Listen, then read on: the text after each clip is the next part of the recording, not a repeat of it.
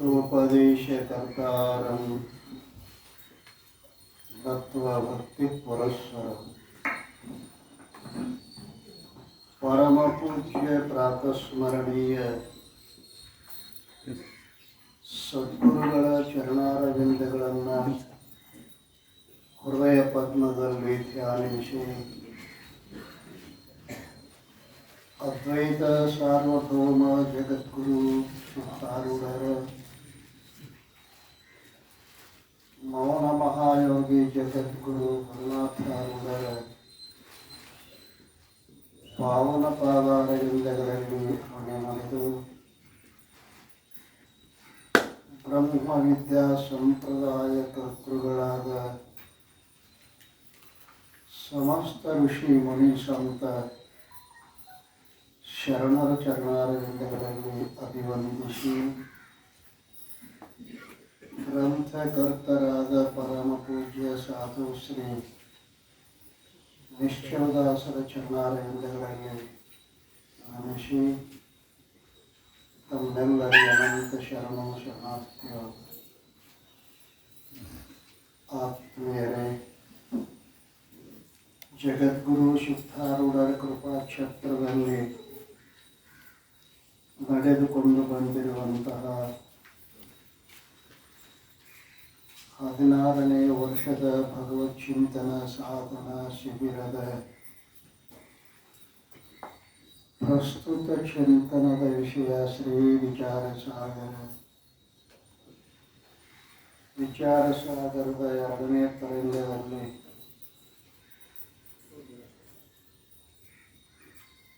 ಪ್ರಯೋಜನ ಖಂಡನವನ್ನು ಮಾಡ್ತಾ ಇದ್ದಾನೆ. ಪೂರ್ವ ಪಕ್ಷಿ ಪ್ರಯೋಜನ ಖಂಡನ ಮಾಡ್ತಾರೆ. ಗ್ರಂಥದ ಪ್ರಯೋಜನ ಏನು? ಅದೇ ಈ ಗ್ರಂಥಕ್ಕೆ ಪ್ರಯೋಜನ. ಪ್ರಯೋಜನ 2 ಪ್ರಕಾರದ. ಒಂದು ಪರಮ ಪ್ರಯೋಜನ, ಇನ್ನೊಂದು ಅವಾಂತರ ಪ್ರಯೋಜನ. ಪರಮ ಪ್ರಯೋಜನ ಅತ್ಯಂತ ದುಃಖದ ನಿವೃತ್ತಿ, ಪರಮಾನಂದದ ಪ್ರಾಪ್ತಿ. ಅವಾಂತರ ಪ್ರಯೋಜನ ಜ್ಞಾನ. ಪರಮ ಪ್ರಯೋಜನವು ಯಾವುದರಿಂದ ಪ್ರಾಪ್ತಿಯಾಗುವುದು ಅದಕ್ಕೆ ಅವಾಂತರ ಪ್ರಯೋಜನ ಅಂತ ಕರೀತಾರೆ. ಇಲ್ಲಿ ಜ್ಞಾನದಿಂದ ಪರಮ ಪ್ರಯೋಜನ ರೂಪ ಮೋಕ್ಷ ಪ್ರಾಪ್ತಿಯಾಗ್ತದೆ. ಜ್ಞಾನ ದೇವತು ಕೈವಲ್ಯ. ಈ ರೀತಿ ಪ್ರಯೋಜನ 2 ಪ್ರಕಾರದ. ಇಲ್ಲಿ ಖಂಡನ ಯಾವುದನ್ನು ಮಾಡ್ತಾನೆ ಅಂತೇಳಿ ಜ್ಞಾನದ ಖಂಡನ ಮಾಡ್ತಾನೆ. ಅವಾಂತರ ಪ್ರಯೋಜನ. ಅವಾಂತರ ಪ್ರಯೋಜನ ಯಾವುದು? ಜ್ಞಾನ. ಜ್ಞಾನದ ಖಂಡನ ಮಾಡ್ತಾ ಇದ್ದಾನೆ. ಪೂರ್ವ ಪಕ್ಷಿ ಮಿಥ್ಯಾಬಂಧದ ಸಾಮಗ್ರಿಗಳಿರುವುದಿಲ್ಲವಾದ್ದರಿಂದ ಅದರ ನಿವೃತ್ತಿ ಸಂಭವಿಸುವುದಿಲ್ಲ. ನೀವು ಈ ಬಂಧ ಮಿಥ್ಯಾ ಅಂತೀರಲ್ಲ, ಆ ಮಿಥ್ಯಾಬಂಧದ ಸಾಮಗ್ರಿಗಳಿಲ್ಲ. ಅದನ್ನು ಮುಂದೆ ವಿಸ್ತಾರವಾಗಿ ಹೇಳ್ತಕ್ಕಂಥ ಅದ. ಟೀಕಾ ಅಹಂಕಾರವೇ ಮೊದಲಾದ ಯಾವ ಅನಾತ್ಮಗಳಿರುವವೋ ಅವು ಬಂಧವೆನಿಸುತ್ತವೆ. ಅಹಂಕಾರ ಮೊದಲಾದ ಅನಾತ್ಮ ವಸ್ತುಗಳು. ಹಗ್ಗದಲ್ಲಿ ಹಾವು ತೋರಿದರೆ ಅಧ್ಯಾಸ ಅಂತೆ. ಆತ್ಮದಲ್ಲಿ ಅನಾತ್ಮದ ಪ್ರತೀತಿಯಾದರೆ ಅದಕ್ಕೆ ಅಧ್ಯಾಸ ಅಂತೀವಿ. ರಜ್ಜುವಿನಲ್ಲಿ ಸರ್ಪದ ಪ್ರತೀತಿಯಾದರೆ ಅಧ್ಯಾಸ. ರಜ್ಜುವಿನಲ್ಲಿ ರಜ್ಜುವೇ ಪ್ರತೀತಿಯಾದರೆ ಅಧ್ಯಾಸ ಅಲ್ಲ. ರಜ್ಜುವಲ್ಲದ ಸರ್ಪದ ಪ್ರತೀತಿ ಏನದ ಅದು ಅಧ್ಯಾಸದ. ಹಾಗೆ ಆತ್ಮನಲ್ಲಿ ಆತ್ಮವಲ್ಲದ ಏನು ಅನಾತ್ಮ ವರ್ಗದ ಅಲ್ಲ, ಅದು ಅಧ್ಯಾಸ. ಆ ಅನಾತ್ಮದಲ್ಲಿ ಮೊಟ್ಟ ಮೊದಲು ನನಗೆ ಭೇಟಿಯಾಗೋದು ಯಾವುದು? ಅಹಂಕಾರ. ಸುಸುಪ್ತಿಯಲ್ಲಿ ಬಂಧದ ಕಲ್ಪನೆ ಇಲ್ಲ, ಮೋಕ್ಷದ ಕಲ್ಪನೆ ಇಲ್ಲ. ಯಾವಾಗ ಸುಸುಪ್ತಿಯಿಂದ ಎಚ್ಚರಿಕೆ ಬರ್ತೀವಿ, ಮೊಟ್ಟ ಮೊದಲು ಭೇಟಿಯಾಗೋದು ಯಾವುದು?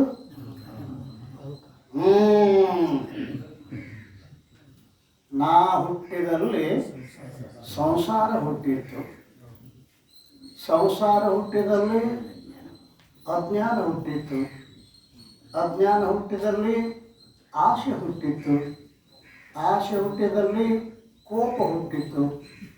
ಆ ಕೋಪದ ತಾಮ್ರಸ ಧೂಮನಲ್ಲಿ ನಾನಿನ್ನ ಮರೆತನೆಯ ಚನ್ನ ಮಲ್ಲಿಕಾರ್ಜುನ. ನಾ ಹುಟ್ಟಿದಲ್ಲಿ ಸಂಸಾರ ಹುಟ್ಟಿತ್ತು. ಎಲ್ಲಿ ನಾ ಅತಿ ಅಲ್ಲಿ ಸಂಸಾರದ, ಎಲ್ಲಿ ನಾ ಇಲ್ಲ ಅಲ್ಲಿ ಸಂಸಾರ ಇಲ್ಲ. ಗಾಢವಾದ ನಿದ್ರೊಳಗೆ ನಾ ಐತೇನೋ ಹುಡುಕ್ಯಾಕ ನೋಡ್ರಿ. ಗಾಢವಾದ ನಿದ್ರೊಳಗೆ ನಾ ಇಲ್ಲ, ಮತ್ತು ನಾವು ಆರಾಮನೂ ಅದೀವಿ, ಏನು ದುಃಖ ಆಗ್ಯದ. ಎಲ್ಲಿ ನಾ ಇಲ್ಲ ಅಲ್ಲಿ ಸುಖ ಅದ, ಎಲ್ಲಿ ನಾ ಅದ ಅಲ್ಲಿ ಸುಖ ಇಲ್ಲ, ಅದು ಸಂಸಾರ. ಅದಕ್ಕೆ ಅದಕ್ಕೆ ಬಂಧ ಅಂತ ಕರೀತಾರೆ. ಯಾವ ರೀತಿ ರಜ್ಜುವಿನಲ್ಲಿ ಸರ್ಪದ ಪ್ರತೀತಿಗೆ ಬಂಧ ಅಧ್ಯಾಸ ಅಂತೀರಲ್ಲ, ಹಾಗೆ ಆತ್ಮದಲ್ಲಿ ಅನಾತ್ಮದ ಪ್ರತೀತಿ ಏನದಲ್ಲ ಅದಕ್ಕೇನಂತಾರ ಮತ್ತು ಕೇಳಿದ್ರೆ ಅಧ್ಯಾಸ. ಬಂಧ ಅಂದ್ರು ಒಂದು, ಅಧ್ಯಾಸ ಅಂದ್ರು ಒಂದು. ಬಂಧವು ಯಾವ ಅಧ್ಯಾಸವಾಗಿದ್ದರೆ ಅದು ಜ್ಞಾನದಿಂದ ನಿವೃತ್ತಿಯಾಗುವುದು. ಜ್ಞಾನದ್ದು ಏನು ಕೆಲಸದ ಅಂತ ಕೇಳಿದ್ರೆ ಅದು ಕಲ್ಪಿತ ವಸ್ತುವಿನ ನಿವೃತ್ತಿ ಮಾಡೋದು ಜ್ಞಾನದ ಪ್ರಯೋಜನ. ಅವ ಹೇಳ್ತಾನಲ್ಲ, ಏನು ಮಾಡ್ತವೆ? ಬಂಧವು ಯಾವ ಅಧ್ಯಾಸ ರೂಪವಾಗಿರ್ತಾರೆ ಅದು ಜ್ಞಾನದಿಂದ ನಿವೃತ್ತಿ ಆಗುವುದು. ಮತ್ತು ಅಧ್ಯಾಸ ರೂಪವಾಗದಿದ್ದರೆ ಜ್ಞಾನದಿಂದ ನಿವೃತ್ತಿ ಆಗುವುದಿಲ್ಲ. ಯಾಕಂದ್ರೆ ಜ್ಞಾನದ ಇಂಥ ಒಂದು ಸ್ವಭಾವವಿರುವುದು.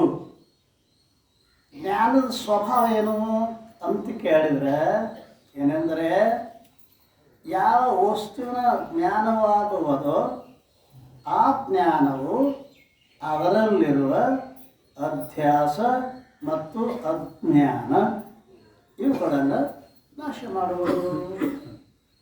ಯಾವ ವಸ್ತುವಿನ ಜ್ಞಾನವಾಗುವುದೋ ಆ ಜ್ಞಾನದ ಪ್ರಯೋಜನ ಏನು ಅಂದ್ರೆ ಆ ಜ್ಞಾನವು ಅದರಲ್ಲಿರುವ ಅಧ್ಯಾಸ ಮತ್ತು ಅಜ್ಞಾನ ಇವುಗಳನ್ನು ನಾಶ ಮಾಡುವುದು. ಹೇಗೆಂದರೆ ಹಗ್ಗದ ಜ್ಞಾನವು ಹಗ್ಗದಲ್ಲಿರುವ ಹಾವಿನ ಅಧ್ಯಾಸವನ್ನು ಮತ್ತು ಹಗ್ಗದ ಅಜ್ಞಾನವನ್ನು ನಾಶ ಮಾಡುತ್ತದೆ. ಅದರಲ್ಲಿ ಏನಂತನ ಹಗ್ಗದ ಜ್ಞಾನ ಏನು ಕೆಲಸ ಮಾಡ್ತತಿ? ಏನು ಹಾವಿನ ಅದಲ್ಲ ಅಧ್ಯಾಸವನ್ನು ಮತ್ತು ಹಗ್ಗದ ಅಜ್ಞಾನವನ್ನು. ಹಾವು ಎಲ್ಲಿಂದ ಬಂದದ? ಹಗ್ಗದಾಗಿಂದ ಬಂದಿಲ್ಲ, ಹಗ್ಗದ ಅಜ್ಞಾನದಿಂದ ಬಂದದ. ಹಗ್ಗದ ಜ್ಞಾನ ಇರ್ತಾರ ಅಲ್ಲೇ ಹಾವು ಬರ್ತಿರ್ತವ. ಹಾಗೆ ಬಂದು ನಿಮಿತ್ತ ಆಗ್ಯದ. ಹಗ್ಗದ ಅಜ್ಞಾನ ಎಲ್ಲದ ಅಲ್ಲೇ ಹಾವು ಬರ್ತದ. ಹಾಗೆ ಆತ್ಮನ ಜ್ಞಾನ ಎಲ್ಲಿದ ಅಲ್ಲಿ ಅನಾತ್ಮ ರೂಪ ಅಲ್ಲ ಅಧ್ಯಾಸ ಆಗ್ತದೆ. ಅದು ನಾಶ ಮಾಡ್ತದೆ. ಏನು ಮಾಡ್ತದೆ? ಹಗ್ಗದಲ್ಲಿರುವ ಹಾವಿನ ಅಧ್ಯಾಸವನ್ನು ಮತ್ತು ಹಗ್ಗದ ಅಜ್ಞಾನವನ್ನು ನಾಶ ಮಾಡ್ತದೆ. ಭ್ರಾಂತಿ ಜ್ಞಾನಕ್ಕೆ ವಿಷಯವಾದ ಯಾವ ಮಿಥ್ಯಾವಸ್ತು ಮತ್ತು ಮಿಥ್ಯಾವಸ್ತುವಿನ ಜ್ಞಾನ, ಇದಕ್ಕೆ ನೀವು ಏನಂತೀರಿ? ಅಧ್ಯಾಸ. ಅಧ್ಯಾಸ ಅಂತ ಎದಕ್ಕಂತೀರಿ? ಅಧ್ಯಾಸ ಅಂತ ಅದಕ್ಕಂತೀರಿ? ಭ್ರಾಂತಿ ಜ್ಞಾನಕ್ಕೆ ವಿಷಯವಾದ ಯಾವ ಮಿಥ್ಯಾ ವಸ್ತು ಅದು ಹಾವಿನ ಭ್ರಾಂತಿ ಜ್ಞಾನಕ್ಕೆ ಏನತಿ ಮಿಥ್ಯಾ ವಸ್ತು ಅಂತೀವಿ ನಾವು. ಮತ್ತು ಆ ಮಿಥ್ಯಾ ವಸ್ತುವಿನ ಜ್ಞಾನ ಎರಡೂ ಕೂಡಿಸಿನ ಏನಂತೀವಿ ನಾವು? ಭ್ರಾಂತಿ ಮತ್ತು ಅಧ್ಯಾಸ ಅಂತ ಕರಿತೀವಿ. ಈ ಯಾವುದರಲ್ಲಿ ಯಾವ ವಸ್ತು ಮಿಥ್ಯವಾಗಿರುವುದಿಲ್ಲವೋ ಕಿಂತು ಸತ್ಯವಾಗಿರುವುದೋ ಅದು ಅದರ ಜ್ಞಾನದಿಂದ ನಿವೃತ್ತಿ ಆಗುವುದಿಲ್ಲ. ಕಲ್ಪಿತ ಸರ್ಪ ಜ್ಞಾನದಿಂದ ನಿವೃತ್ತಿ ಆಕ್ಕತ್ತೇ ವಿನಃ ಪ್ರಾಣಾತಿ ಭಾಷಿಕ ಸರ್ಪ ಹಗ್ಗದ ಜ್ಞಾನದಿಂದ ನಿವೃತ್ತಿ ಆಕ್ಕತ್ತೇ ವಿನಃ ವ್ಯಾವಹಾರಿಕ ಸರ್ಪ ಬತ್ತಂದ್ರೆ ಅದು ಜ್ಞಾನದಿಂದ ನಿವೃತ್ತಿ ಆಕತ್ತೇವ. ಅವನ ಅಭಿಪ್ರಾಯದ ಅದಕ್ಕೇನು ಬೇಕು? ಬಡಿಗೆ ಬೇಕು, ಬಡಿಗೆ. ಅದಕ್ಕೆ ವ್ಯಾವಹಾರಿಕ ಹಗ್ಗ, ವ್ಯಾವಹಾರಿಕ ಹಾವ. ಕಲ್ಪಿತ ಹಾವ ಆದ್ರೆ ನಿಮ್ಮ ಜ್ಞಾನದ ಕೆಲಸ ನಡೀತದೆ, ಹೌದಲ್ಲ? ಅದು ವ್ಯಾವಹಾರಿಕ ಸತ್ಯ ಹಾವ ಸರ್ ಬತ್ತಂದ್ರೆ ನಿಮ್ಮ ಆ ಜ್ಞಾನದ್ದೇನು ಪ್ರಯೋಜನ? ಆ ಜ್ಞಾನದ ಪ್ರಯೋಜನ ಖಂಡನ ಮಾಡ್ತಾನೋ, ನಿಮ್ಮ ಜ್ಞಾನದ ಪ್ರಯೋಜನ ಇಲ್ಲ. ವ್ಯಾವಹಾರಿಕ ಹಾವದಲ್ಲಿ ಜ್ಞಾನದ ಪ್ರಯೋಜನ ಇಲ್ಲ, ಅದಕ್ಕೆ ಬಡಿಗಬೇಕು. ಹ್ಯಾಂಗೋ ಈ ಅಧ್ಯಾಸ ಸತ್ಯದ ಮಿಥ್ಯ ಇದ್ರೆ ನಿಮ್ಮ ಜ್ಞಾನ ಕೆಲಸ ಮಾಡ್ತಿತ್ತು, ಹೌದಲ್ಲ? ಈ ಅಧ್ಯಾಸ ಸತ್ಯದ ಅವನ ಅಭಿಪ್ರಾಯ ಹೇಳಕತ್ತೀನಿ ನಿಮಗೆ. ಮೊದಲು ಅವನ ಅಭಿಪ್ರಾಯನ ಮೊದಲು ತಿಳ್ಕೋಬೇಕು, ಆಮೇಲೆ ಒಳಗೆ ಹೋಗ್ಬೇಕು. ಅವನ ಅಭಿಪ್ರಾಯ ಏನದ? ಬಂಧ ಸತ್ಯದ. ಸತ್ಯ ಬಂದದ್ದು ಜ್ಞಾನದೇನು ಕೆಲಸ ಆಗುವುದಿಲ್ಲ. ಸತ್ಯವಾದ ಹಾವಿಂದ ಹೆಂಗೆ ಜ್ಞಾನ ಕೆಲಸ ಮಾಡೋದಿಲ್ಲೋ ಅದಕ್ಕೆ ಬಡಗಿನ ಹೆಂಗೆ ಬೇಕೋ ಹಾಗೆ ಸತ್ಯವಾದ ಅಧ್ಯಾಸದ್ದು ಕರ್ಮ ಬೇಕು. ನಿಮ್ಮ ಜ್ಞಾನ ಏನು ಕೆಲಸ ಮಾಡೋದಿಲ್ಲ. ಅದಕ್ಕೇನು ಬೇಕಾಗೈತಿ? ಕರ್ಮ ಬೇಕು. ಮುಂದೆ ಹೇಳೋದಾನು ಅಧ್ಯಾಸವನ್ನು ಸತ್ಯ ಮಾಡೋದಾನು. ಬಂಧ ಇಲ್ಲ. ಬಂಧ ಅಧ್ಯಾಸ ಇತ್ತಂದ್ರೆ ನಿಮ್ಮ ಜ್ಞಾನದ ಕೆಲಸ ಆಕ್ಕಿತ್ತು. ಆದರೆ ಅದು ಅಧ್ಯಾಸಿಕ ಅಲ್ಲ, ಅದು ಸತ್ಯದ ಮುಂದದ ಅವನು ಅಭಿಪ್ರಾಯ. ಈಗ ಭ್ರಾಂತಿ ಜ್ಞಾನಕ್ಕೆ ವಿಷಯವಾದ ಯಾವ ಮಿಥ್ಯಾವಸ್ತು ಮತ್ತು ಮಿಥ್ಯಾವಸ್ತುವಿನ ಜ್ಞಾನ, ಭ್ರಾಂತಿ ಜ್ಞಾನ, ಇದಕ್ಕೇಂತಾರೆ? ಅಧ್ಯಾಸವೆನ್ನುತ್ತಾರೆ. ಈ ಅಧ್ಯಾಸ ಮ್ಯಾಗ ಟಿಪ್ಪಣಿ ನೀವೇನು ಚಂದ್ರೋದಯ ನೋಡಿ ಬಂದೀರಿ ಸೇಮ್ ಅದ ಇಲ್ಲದ. ಯಾವುದು ಟಿಪ್ಪಣಿ? ಅಧ್ಯಾಸಕ್ಕೇನಂತಾರೆ? ಸ್ವಅಭಾವದ ಅಧಿಕರಣದಲ್ಲಿ ಯಾವ ಅವಭಾಸ ಅಂದರೆ ವಿಷಯ ಮತ್ತು ಜ್ಞಾನ ಅದು ಅಧ್ಯಾಸ ಎನಿಸುವುದು. ಸ್ವಅಭಾವಾಧಿಕರಣೆ ಅವಭಾಸ ಅಧ್ಯಾಸ. ಎರಡು ಲಕ್ಷಣದವು. ಏನು? ಸ್ವಅಭಾವದ ಅಧಿಕರಣದಲ್ಲಿ ಅನ್ರಿ, ಸ್ವಭಾವದ ಅಧಿಕರಣದಲ್ಲಿ ಏನದ ಅಂತ ಕೇಳಿದ್ರೆ ಅವಭಾಸ. ಅವಭಾಸ ಅಂದ್ರೆ ಕೇವಲ ಜ್ಞಾನ ಅಲ್ಲ, ಜ್ಞಾನ ಮತ್ತು ವಿಷಯ ಎರಡು ಕೂಡಿಸಿ ಏನದ ಅಧ್ಯಾಸ. ಹೇಗೆಂದರೆ ಕಲ್ಪಿತ ಸರ್ಪವು ವ್ಯಾವಹಾರಿಕವಾದ ಮತ್ತು ಪಾರಮಾರ್ಥಿಕವಾಗಿ ಅಭಾವದ ಅಧಿಕರಣದಲ್ಲಿ ಅಲ್ರಿ. ಈ ಕಲ್ಪಿತ ಸರ್ಪ ವ್ಯಾವಹಾರಿಕ ಮತ್ತು ಪಾರಮಾರ್ಥಿಕ ಅಭಾವ ಅಂದರೆ ಅಲ್ಲೇನು ಹೇಳೇನವ? ಸ್ವ ಅಭಾವಾಧಿಕರಣೆ, ತನ್ನ ಅಭಾವದ ಅಧಿಕರಣದಲ್ಲಿ ತನ್ನ ತೋರುವಿಕೆ. ಅದು ಕನ್ನಡದಾಗ ಅಲ್ಲ, ತನ್ನ ಅಭಾವದ ಅಧಿಕರಣದಲ್ಲಿ ತನ್ನ ಪ್ರತೀತಿ. ಇಲ್ಲಿ ತನ್ನ ಎರಡು ಕಡೆ ಬಂತಲ್ಲ.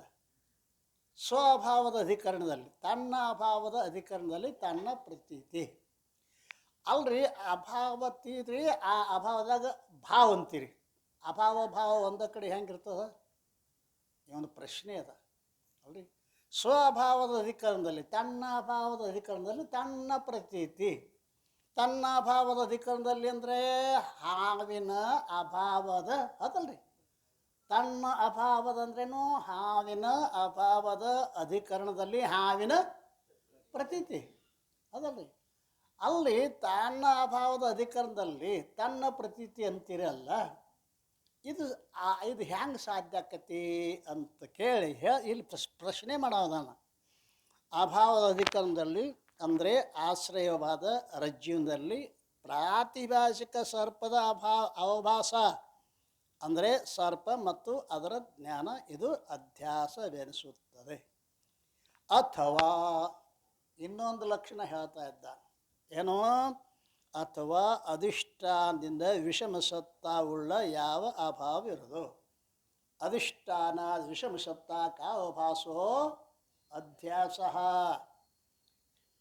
ಇಲ್ಲಿ ಅಧಿಷ್ಠಾನ ವಿಷಮ ಸತ್ತೆಯಿಂದ ಅಧಿಷ್ಠಾನ ರಜ್ಜು, ಅದ್ರ ಸತ್ತ ಯಾವುದು ಯಾವ ರೀತಿ, ಅದಕ್ಕೆ ವಿಷಮ ಸತ್ತ ಯಾವುದು ಸರ್ಪ ಪ್ರಾತಿಭಾಷಿಕ. ಅದಲ್ರಿ ಅಧಿಷ್ಠಾನದ ಸತ್ತ ಒಂದು ಬೇರೆ ಇರಬೇಕು, ಅಧ್ಯಸ್ಥದ ಸತ್ತ ಒಂದು ಬೇರೆ ಇರಬೇಕು. ಹಾಗೆ ಅಥವಾ ಅಧಿಷ್ಠಾನದಿಂದ ವಿಷಮ ಸತ್ತ ಉಳ್ಳ ಯಾವ ಅವಭಾಸವಿರುವುದೋ ಅದು ಅಧ್ಯಾಸ ಬೆರೆಸುತ್ತದೆ. ಹೇಗೆಂದರೆ ವ್ಯಾವಹಾರಿಕ ಸತ್ತ ಉಳ್ಳ ರಜ್ಜು ರೂಪ ಅಧಿಷ್ಠಾನದ ವಿಷಮ ಅಂದರೆ ಪ್ರಾತಿಭಾಷಿಕ ರೂಪವಾದ ವಿಪರೀತ ಸತ್ತ ಉಳ್ಳ ಯಾವ ಅವಭಾಸ ಅಂದರೆ ಸರ್ಪ ಮತ್ತು ಅದರ ಜ್ಞಾನವಾಗಿರುವುದೋ ಅದಕ್ಕೆ ಅಧ್ಯಾಸ ಅಂತ ಕರೀತಾರೆ. ಏನು ಹೇಳ್ದಂಗಾತು, ಈ ಅಧಿಷ್ಠಾನಕ್ಕೆ ಮತ್ತು ಅಧ್ಯಸ್ಥಕ್ಕೆ ವಿಷಮ ಸತ್ತ ಇರಬೇಕು, ಸಮಸತ್ತ ಬರಂಗಿಲ್ಲ. ಈ ವಿಷಮ ಸತ್ತಕ್ಕೆ ಏನಂತೀರಿ ನೀವು ಅಂತ ಕೇಳಿ ಅಧ್ಯಾಸ ಅಂತ ಕರಿತೀರಿ. ಆ ಅಧ್ಯಾಸ ಎಷ್ಟು ಪ್ರಕಾರದ? ಆ ಅಧ್ಯಾಸವು ಅರ್ಥಾಧ್ಯಾಸ, ಜ್ಞಾನಾಧ್ಯಾಸ. ಮೊದಲು ಎರಡು, ಒಂದು ಅರ್ಥಾಧ್ಯಾಸ, ಇನ್ನೊಂದು ಜ್ಞಾನಾಧ್ಯಾಸ. ಆ ಸರ್ಪ ಅರ್ಥಾಧ್ಯಾಸ ಅದಲ್ರಿ, ಸರ್ಪದ ಜ್ಞಾನ ಜ್ಞಾನಾಧ್ಯಾಸ. ಸರ್ಪ ಅರ್ಥಾಧ್ಯಾಸ, ಆ ಸರ್ಪದ ಜ್ಞಾನ ಜ್ಞಾನಾಧ್ಯಾಸ. ಈ ರೀತಿಯಾಗಿ ಅದು ಅಧ್ಯಾಸವೆನಿಸುವುದು. ಏನು ಅಧ್ಯಾಸವು ಅರ್ಥಾಧ್ಯಾಸ, ಜ್ಞಾನಾಧ್ಯಾಸ ಎರಡು ಪ್ರಕಾರ ಅದ. ಅರ್ಥಾಧ್ಯಾಸ ಒಂದದ, ಜ್ಞಾನಾಧ್ಯಾಸ ಒಂದದ. ಇನ್ನು ಈ ಭ್ರಾಂತಿ ಜ್ಞಾನಕ್ಕೆ ವಿಷಯವಾದ ಸರ್ಪಾದಿ ಮಿಥ್ಯಾ ವಸ್ತುಗಳೇನಿರುವವು ಅವು ಅರ್ಥಾಧ್ಯಾಸ. ಭ್ರಾಂತಿ ಜ್ಞಾನಕ್ಕೆ ವಿಷಯವಾದ ಮಿಥ್ಯಾ ವಸ್ತು ಎಂತರ ಅರ್ಥಾಧ್ಯಾಸ. ಅರ್ಥ ಅಂದ್ರೆ ವಿಷಯ, ಹೌದಲ್ರಿ, ಅರ್ಥಾಧ್ಯಾಸ. ಮತ್ತು ಭ್ರಾಂತಿ ಜ್ಞಾನವಾದ ಯಾವ ಮಿಥ್ಯಾ ವಸ್ತುನ ಮಿಥ್ಯಾ ಜ್ಞಾನವಿರುವುದೋ ಅದು ಜ್ಞಾನಾಧ್ಯಾಸ. ಇವುಗಳಲ್ಲಿ ಜ್ಞಾನಾಧ್ಯಾಸವು ಪರೋಕ್ಷ ಅಪರೋಕ್ಷ ಭೇದದಿಂದ ಎರಡು ಪ್ರಕಾರವಿರುವುದು. ಯಾವುದು? ಜ್ಞಾನಾಧ್ಯಾಸ, ಅಪರೋಕ್ಷ ಜ್ಞಾನಾಧ್ಯಾಸ, ಪರೋಕ್ಷ ಜ್ಞಾನಾಧ್ಯಾಸ.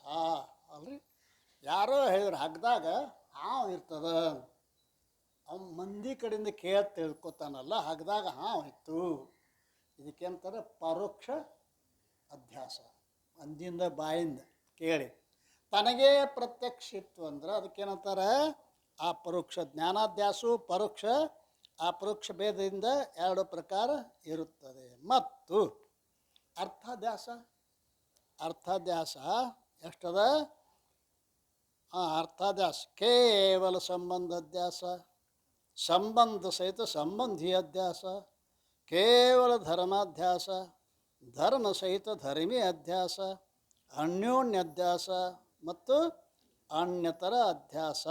ಈ ಭೇದದಿಂದ 6 ಪ್ರಕಾರವಾಗಿರುತ್ತದೆ. ಅಥವಾ ಎರಡೇ, ಸಂಸರ್ಗಾಧ್ಯಾಸ ಸ್ವರೂಪಾಧ್ಯಾಸ ಭೇದದಿಂದ ಅರ್ಥಾಧ್ಯಾಸವು ಎರಡು ಪ್ರಕಾರ ಇರುತ್ತದೆ. ಈ ನಿಷ್ಕರ್ಷವಿರುತ್ತದೆ. ಈಗ ಏನು ಹೇಳಬೇಕಾಗೈತಿ?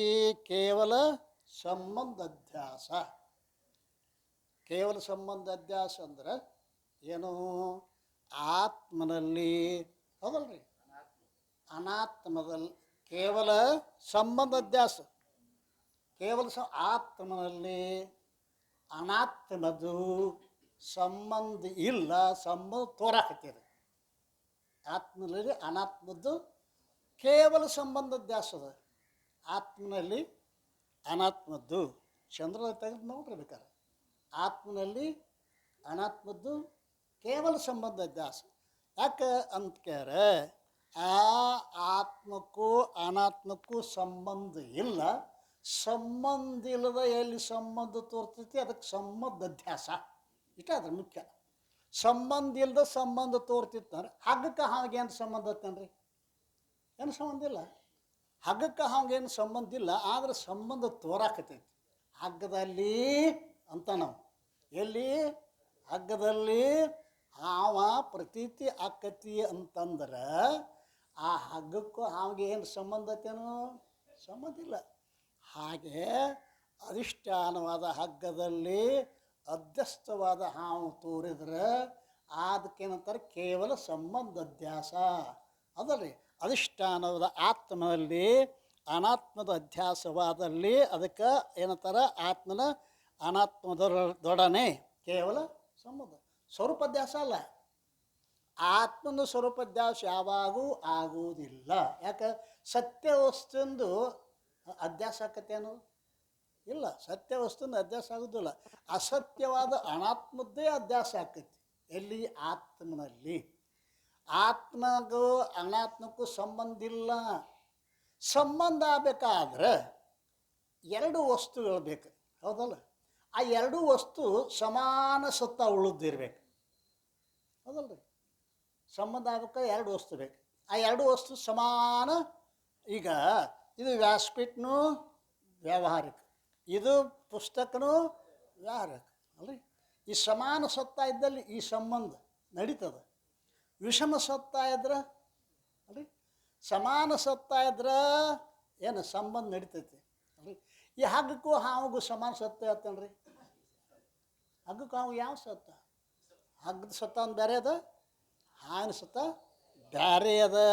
ಆದ್ದರಿಂದ ಅನಾತ್ಮದಲ್ಲಿ ಆತ್ಮನಲ್ಲಿ ಅನಾತ್ಮದ ಅಧ್ಯಾಸ ಆದಲ್ಲಿ ಆತ್ಮನದು ಅನಾತ್ಮದ ಜೊತೆಗೆ ಆತ್ಮನಿಗೂ ಅನಾತ್ಮದ ಜೊತೆಗೆ ಸಂಬಂಧ ಆಗುವುದಿಲ್ಲ. ಸಂಬಂಧ ತೋರಾಕತ್ತಿ ಅದು, ಹೌದ್ರಿ. ಆತ್ಮ ಪರಮಾರ್ಥ, ಹೌದಲ್ರಿ? ಪರಮಾರ್ಥ ಸತ್ತ ಅಲ್ರಿ. ಆತ್ಮ ಪರಮಾರ್ಥ ಸತ್ತ, ಅನಾತ್ಮ ಪ್ರಾತಿಭಾಷಿಕ ಸತ್ತ. ಇಲ್ಲಿ ವಿಷಮ ಸತ್ತ ತೋರಾಕತ್ತೈತಲ್ಲ, ಅದಕ್ಕೆ ಸಂಬಂಧ ಆಗಂಗಿಲ್ಲ. ಅದೇ ಸಂಬಂಧ ಆಕತ್ತೇನು? ಸಂಬಂಧ ಇಲ್ಲ. ಸಂಬಂಧ ಇಲ್ಲ, ಸಂಬಂಧ ತೋರಾಕತ್ತೈತಲ್ಲ. ಸಂಬಂಧ ಇಲ್ಲ. ಯಾಕೆ ಸಂಬಂಧ ಆಗುವುದಿಲ್ಲ? ಆತ್ಮಕ್ಕೂ ಅನಾತ್ಮಕ್ಕೆ ಸಂಬಂಧ ಆಗುವುದೇ ಇಲ್ಲ. ಎರಡೂ ವಸ್ತು ಸಮಾನ ಸತ್ತ ಇದ್ರೇ ಈ ತಲೆಯಾಗಿರ್ಬೇಕು. ಎರಡು ವಸ್ತು ಸಮಾನ ಸತ್ತ ಇದ್ರೇ ಸಂಬಂಧ ಆಗ್ತದೆ. ಈಗ ಆತ್ಮಕ್ಕೂ ಅನಾತ್ಮಕ್ಕೂ ಸಮಾನ ಸತ್ತ ಐತೇನು? ಇಲ್ಲ. ಆತ್ಮನಲ್ಲಿ ಅನಾತ್ಮದ ಪ್ರತೀತಿ ಏನಾಕತ್ತಿಯಲ್ಲ, ಅಲ್ಲಿ ಆತ್ಮನದು ಅನಾತ್ಮದ ಜೊತೆಗೆ ಕೇವಲ ಸಂಬಂಧ ಅಧ್ಯಾಸ ಅಲ್ರಿ.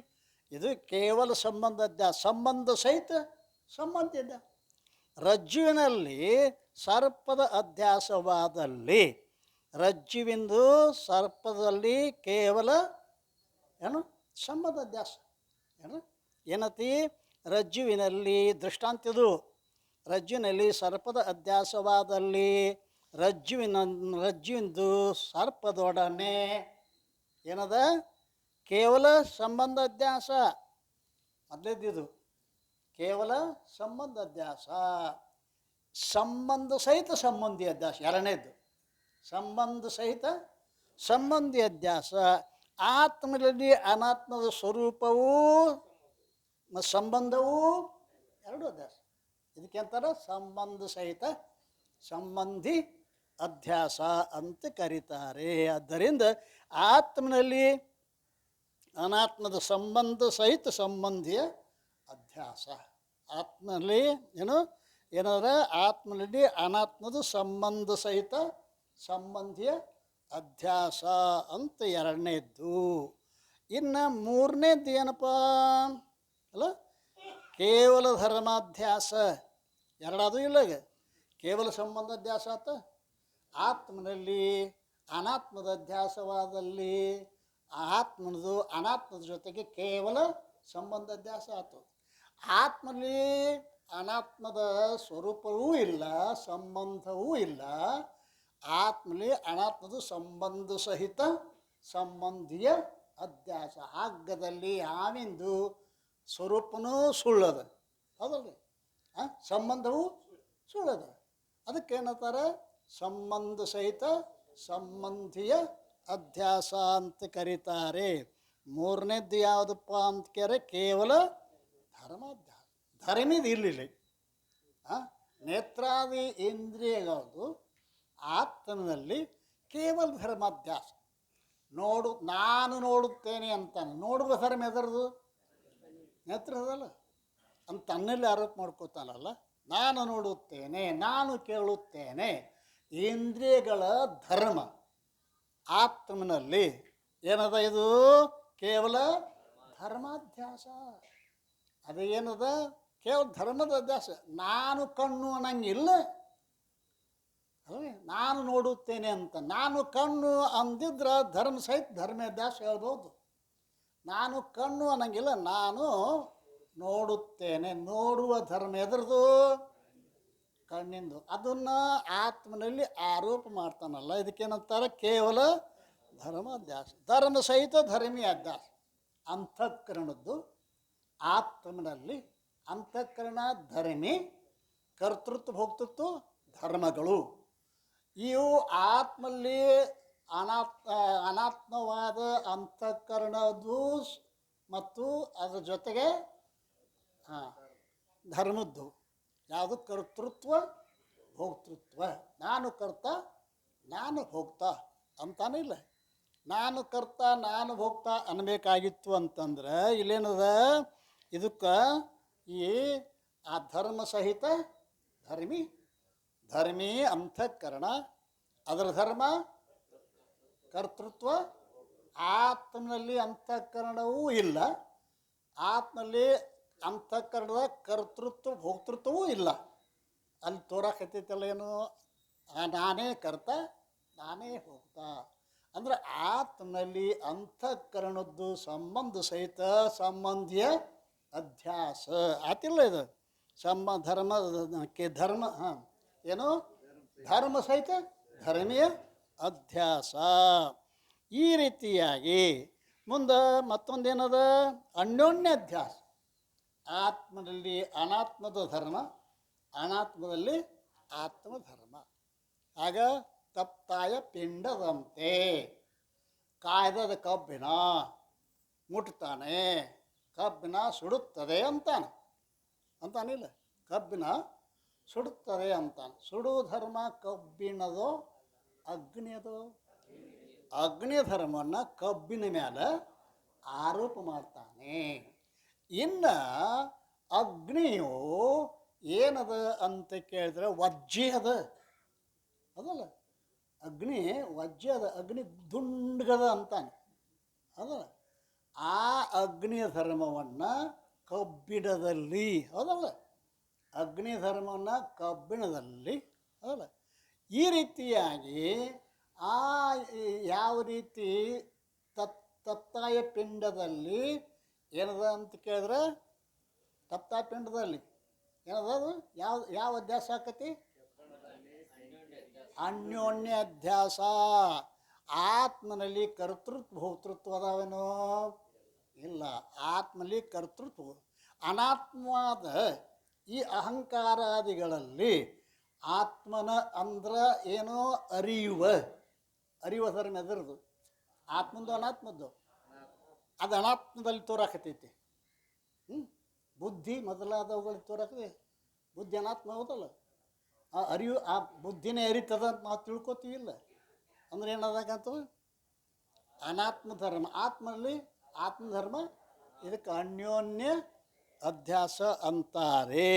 ಅನ್ಯತರ ಅಧ್ಯಾಸ. ಎರಡರಲ್ಲಿ ಒಂದರ ಅಧ್ಯಾಸಕ್ಕೆ ಅಂತಾರೆ ಅನ್ಯತರ. ಯಾವುದರೇ ಒಂದು ಎರಡರಲ್ಲಿ ಒಂದರ ಅಧ್ಯಾಸ ಆದಲ್ಲಿ ಇದಕ್ಕೇನಂತಾರೆ?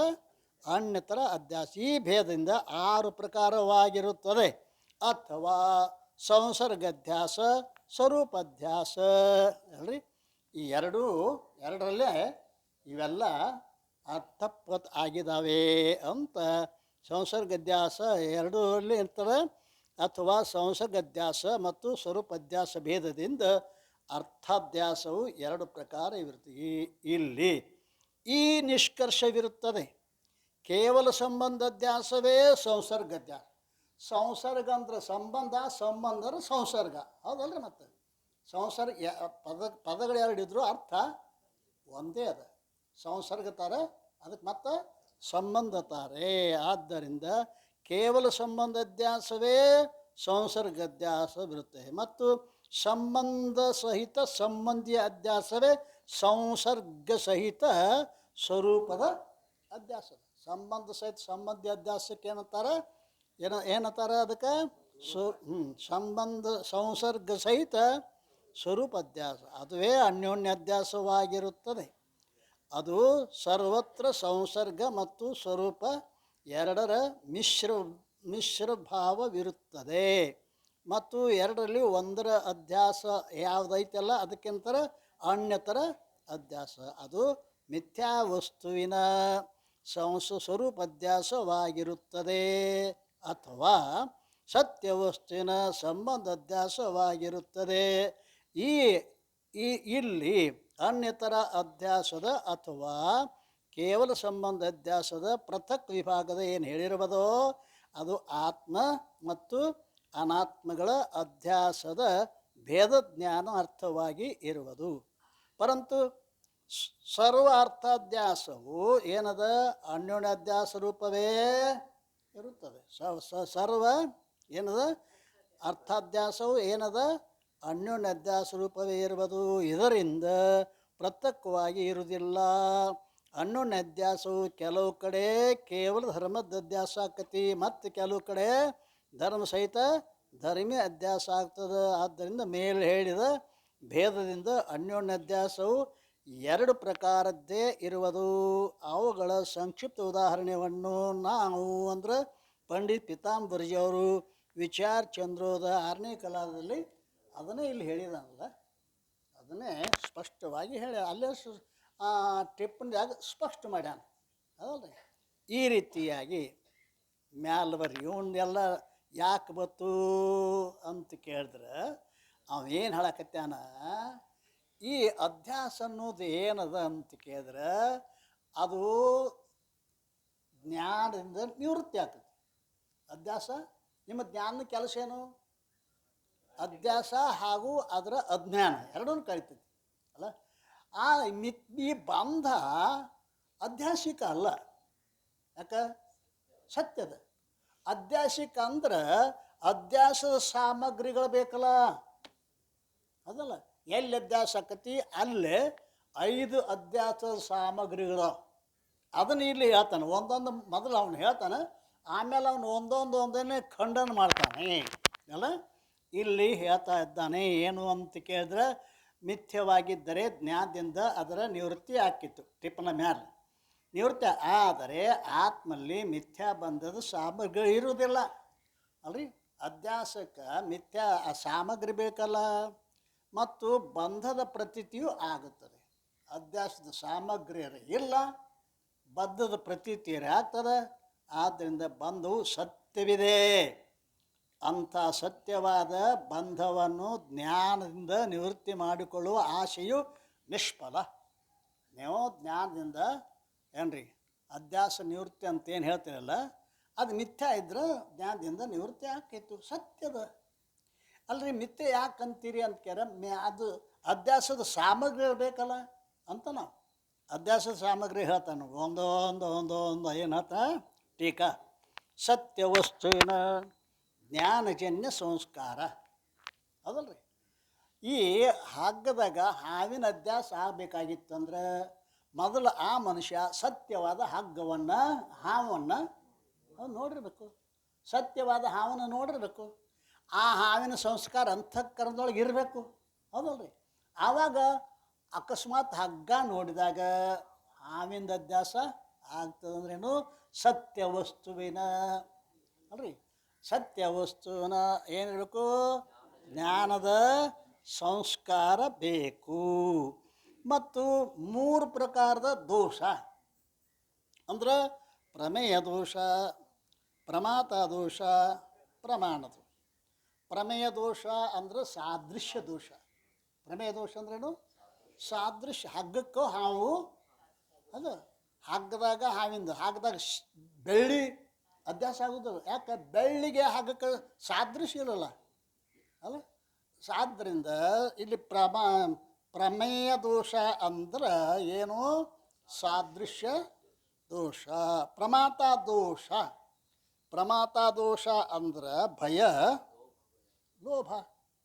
ಪ್ರಮಾತನಲ್ಲಿ ಯಾವಾತನಲ್ಲಿ ಭಯ ಆಯ್ತೀವೋ ಅವಾಗ ಹಾವು ಕಾಣಿಸ್ತೈತಿ ಅದಲ್ಲ.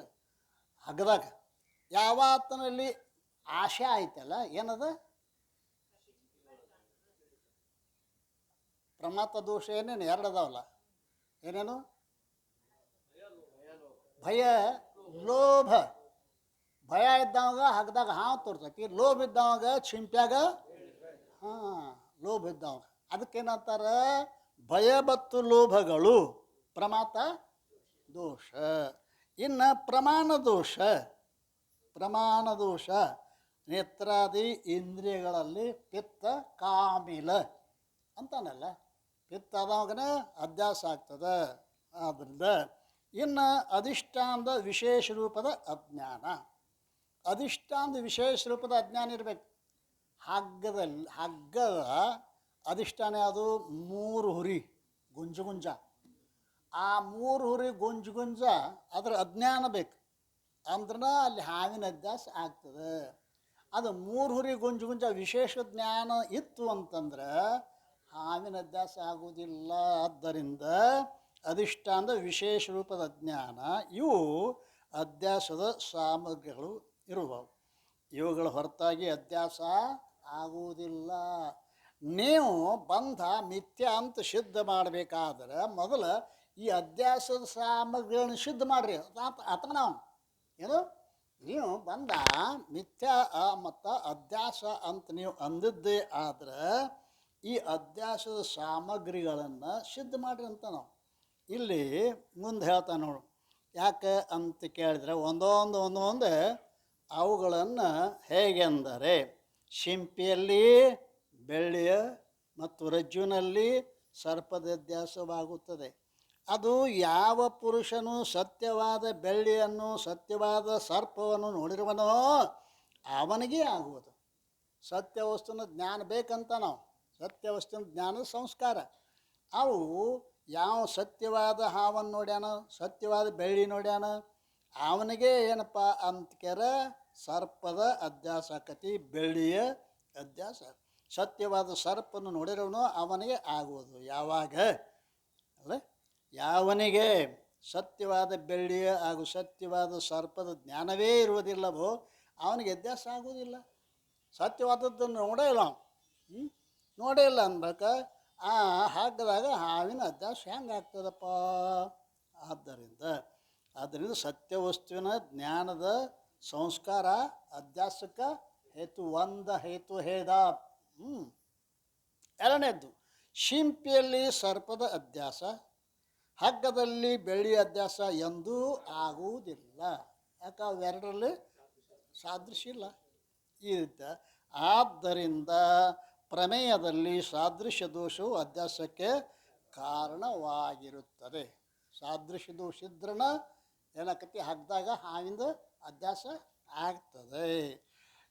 ಟಿಪ್ಪಣಿ ಯಾವುದು? 78. ಪ್ರಮಾಜ್ಞಾನದ ಯಾವ ವಿಷಯವಿರೋದೋ ಅದು ಪ್ರಮೇಯವೆನಿಸುತ್ತದೆ. ಪ್ರಮಾಜ್ಞಾನಕ್ಕೆ ವಿಷಯವಾದದಕ್ಕೆ ಪ್ರಮೇಯ. ಕಲ್ಪಿತ ಸರ್ಪ ರಜಿತಾದಿಗಳ ಅಧಿಷ್ಠಾನಗಳಾದ ರಜ್ಜು ಶುಕ್ತಾದಿಕ ಯಾವ ಪ್ರಮಾಜ್ಞಾನದ ವಿಷಯಗಳಿರುವವೋ ಅವು ಪ್ರಮೇಯವೆನಿಸುತ್ತವೆ. ಅರ್ಥಾತ್ ಪ್ರಮಾಜ್ಞಾನದ ಯಾವ ವಿಷಯವಿರೋದೋ ಅದು ಪ್ರಮೇಯವೆನಿಸುತ್ತದೆ. ಪ್ರಮಾಜ್ಞಾನದ ವಿಷಯ, ಜ್ಞಾನಕ್ಕೆ ವಿಷಯ ಏನು ಇರ್ತೈತಿಲ್ಲ, ಜ್ಞಾನಕ್ಕೊಂದು ವಿಷಯ, ಅದಕ್ಕೆ ಪ್ರಮೇಯ ಅಂತ ಕರೀತಾರೆ. ಕಲ್ಪಿತ ಸರ್ಪ ರಹಿತಾದಿಗಳ ಅಧಿಷ್ಠಾನಗಳಾದ ರಜ್ಜು ಶುಕ್ಲಾದಿಕ ಯಾವ ಪ್ರಮಾಜ್ಞಾನದ ವಿಷಯಗಳಿರುವವೋ ಅವು ಪ್ರಮೇಯ ಅಂತ ಕರೀತಾರೆ. ಅವುಗಳಲ್ಲಿ ಸರ್ಪಾದಿಗಳ ಹೋಲಿಕೆ ಏನದಲ್ಲ ಅದು ಸಾದೃಶ್ಯವಿರುವುದು. ಅದಕ್ಕೇನೆ ಪ್ರಮೇಯ ದೋಷ ಅಂತ ಕರೀತಾರೆ. ಇದು ಸಾದೃಶ್ಯ ದೋಷಕ್ಕನ ಪ್ರಮೇಯ ದೋಷ ಅಂತಾರಂತ ಅಭಿಪ್ರಾಯ ಅವನ ಒಟ್ಟಿನ ಮೇಲೆ. ಇಲ್ಲಿ ಮತ್ತೇನದ ಅಂದ್ಕ್ಯಾರ, ರಜ್ಜುವಿನಲ್ಲಿ ಭೂಮಿ ಸ್ಪರ್ಶತ್ವ, ದೀರ್ಘತ್ವ, ತ್ರಿವಲಯತ್ವ, ಸರ್ಪದ ಸಾದೃಶ್ಯವಿರುವುದು ಮತ್ತು ಶುಕ್ತಿಯಲ್ಲಿ ಚಾಕಚಕ್ಯ ರೂಪವಾದ ರಜತದ ಸಾದೃಶ್ಯವಿರುವುದು. ಈ ರೀತಿಯಿಂದ ಅನ್ಯ ಸ್ಥಾನದಲ್ಲಿ ಕೂಡ ಅಧಿಷ್ಠಾನದಲ್ಲಿ ಅಧ್ಯಸ್ಥದಲ್ಲಿ ಸಾದೃಶ್ಯ ದೋಷವನ್ನು ತಿಳಿಯಬೇಕು. ಒಟ್ಟಿನ ಮೇಲೆ ಇವನು ಹೇಳಿದ ಅಭಿಪ್ರಾಯ. ಈ ರೀತಿಯಿಂದ ಪ್ರಮಾತೃನಲ್ಲಿ ಮ್ಯಾಲೆ ಎರಡು ಹೇಳ್ದಂಗಾತ್ಲ, ಮೂರನೇದು ಹೇಳಕತ್ತಾನೀಗ. ಯಾವುದು ಮ್ಯಾಲೆ ಎರಡು ಹೇಳಿಲ್ಲ, ಯಾವುದು ಶಿಂಪಿಯಲ್ಲಿ ಸರ್ಪದ ಅಧ್ಯಾಸ, ಹಗ್ಗದಲ್ಲಿ ಬೆಳೆ ಅಧ್ಯಾಸ ಆಗುವುದಿಲ್ಲ. ಯಾಕೆ? ಸಾದೃಶ್ಯ ಇಲ್ಲ.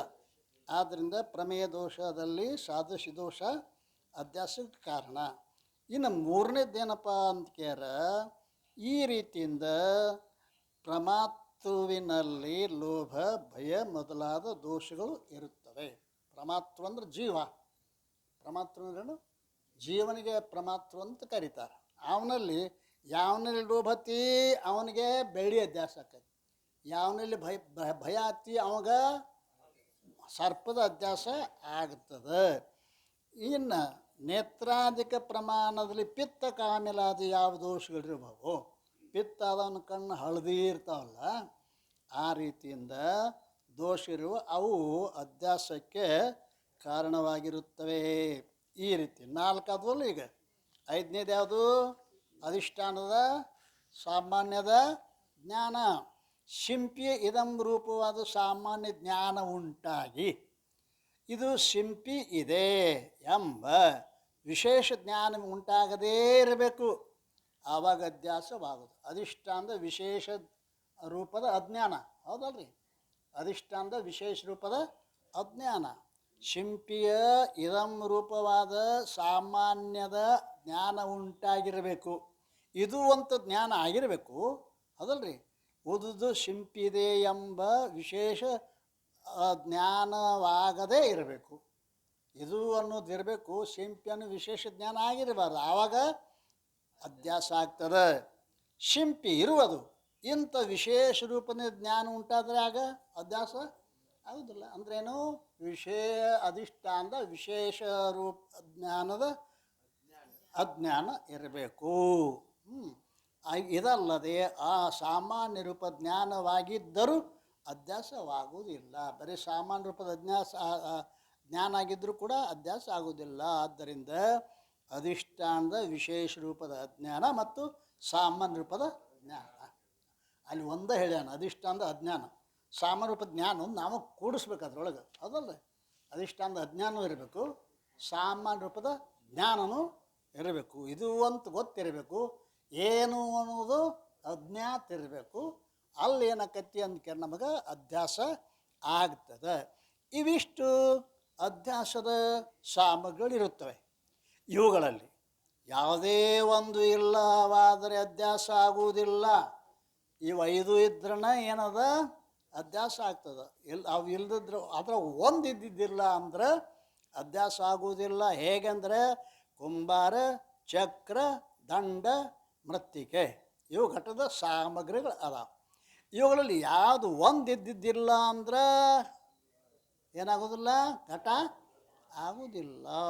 ಇವುಗಳಲ್ಲಿ ಯಾವುದೊಂದಿಲ್ಲವಾದರೂ ಘಟವಾಗುವುದಿಲ್ಲ. ಅದರಂತೆ ಅಧ್ಯಾಸವು ಕೂಡ ಸರ್ವ ಸಾಮಗ್ರಿ ಇದ್ರೇ ಆಗುತ್ತದೆ. 5 ಸಾಮಗ್ರಿಗಳು ಇರಬೇಕು. ನಿಮಗೆ ಅಧ್ಯಾಸ ಬೇಕಾಗಿತ್ತಂದ್ರೆ ಏನಿರಬೇಕು? 5 ಸಾಮಗ್ರಿಗಳು ಇರಬೇಕು. ಈ 5 ಮೊದಲು ಸಾಮಗ್ರಿ ಹೇಳವ ಏನಂತ? ನೀವು ಅಧ್ಯಾಸ ಅಂತೀರಿ, ಬಂಧಕ್ಕೆ ಅಂತೀರಿ, ಅಧ್ಯಾಸ ಅಂತೀರಿ. ನಾನು ಅಧ್ಯಾಸ ಅಲ್ಲ ಅಂತೀನಿ. ಅಧ್ಯಾಸ ಅಲ್ಲಕ್ಕೆ ಯಾಕತ್ತಿಪ್ಪ ಅಂತೀರ? ಅಧ್ಯಾಸದ ಸಾಮಗ್ರಿ ಇರಲ್ಲ ಆತ. ನಾವು ಅಧ್ಯಾಸ ಆಗ್ಬೇಕಾರೆ 5 ಸಾಮಗ್ರಿಗಳು ಮುಖ್ಯ. ಅವು ಇಲ್ಲ. ಅವು ಇಲ್ಲದ್ರಿಂದ ನಾವೇನಂತೀನಿ ಅಂತೀರ? ಅದು ಅಧ್ಯಾಸ ಅಲ್ಲ, ಬಂಧ ಸತ್ಯದ ಅಂತ ನನ್ನ ಅಭಿಪ್ರಾಯ. ಈಗ ಬರೀ 5ರದ್ದು ಏನು ಹೇಳ್ದ? ಸಾಮಗ್ರಿಗಳು ಹೇಳ್ದ. ಇವು ಒಂದೊಂದನ್ನು ಖಂಡನೆ ಮಾಡ್ತಾನೆ ಇದ್ದಾನೆ. ಬಂಧದ ಅಧ್ಯಾಸದಲ್ಲಿ ಸತ್ಯ ವಸ್ತುವಿನ ಜ್ಞಾನದಿಂದ ಹುಟ್ಟಿದ ಸಂಸ್ಕಾರದ ಅಸದ್ದಿ. ಸತ್ಯ ವಸ್ತು ಮೊದಲ ಜ್ಞಾನ ಇರಬೇಕು ಅಂತೇನು ಹೇಳೋನಲ್ಲ, ಅದನ್ನು ಸುಳ್ಳು ಮಾಡ್ತಾನೆ. ಅದನ್ನ ನಾಳೆ ದಿವಸ ನೋಡೋಣ. ಸದ್ಗುರುನಾಥ ಮಹಾರಾಜ್ ಕಿ